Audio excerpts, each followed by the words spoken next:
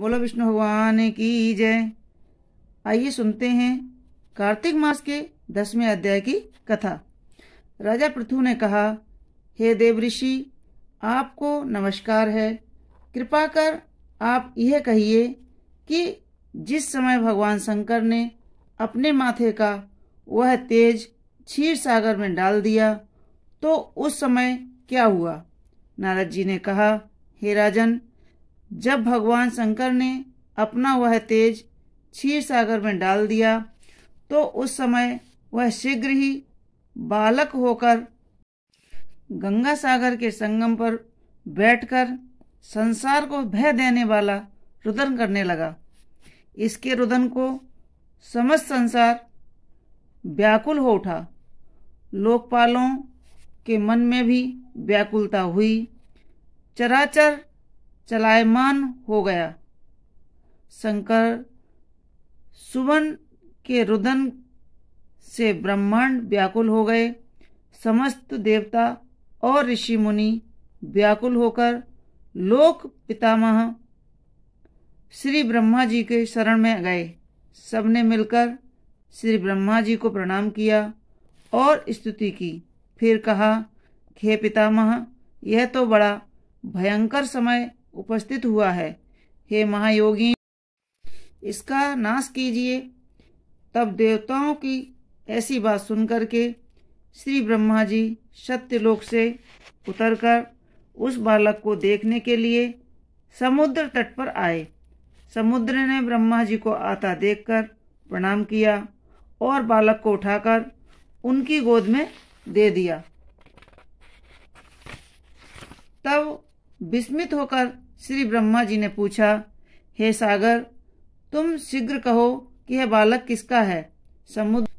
समुद्र ने विनम्र शब्दों में कहा, हे प्रभु, यह तो मैं नहीं जानता, किंतु मुझे इतना अवश्य ज्ञात है कि यह गंगा सागर के संगम पर प्रकट हुआ है। अतः एवं हे जगत गुरु, आप इस बालक का जात कर्म आदि संस्कार कीजिए। इसका जातक फल बताइए। नारद जी कहते हैं कि उधर तो सागर ब्रह्मा जी के गले में हाथ डालकर बार बार उनका आकर्षण कर रहा था। फिर तो उसने ब्रह्मा जी का गला इतने जोर से पकड़ा कि उससे पीड़ित हो ब्रह्मा जी ने नेत्रों से आंसू टपकने लगे। किसी प्रकार से ब्रह्मा जी ने अपने दोनों हाथों का जोर लगाकर अपना गला छुड़ाया और सागर से कहा, हे सागर, सुनो, मैं तुम्हारे पुत्र का जातक फल कहता हूँ। मेरे नेत्र से जो यह जल निकला है, इस कारण इसका नाम जलंधर होगा।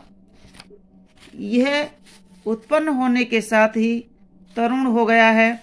इससे यह सब शास्त्रों का पारगामी, महापराक्रमी, महावीर, जवान, महायोद्धा और रण दुर्मद होगा।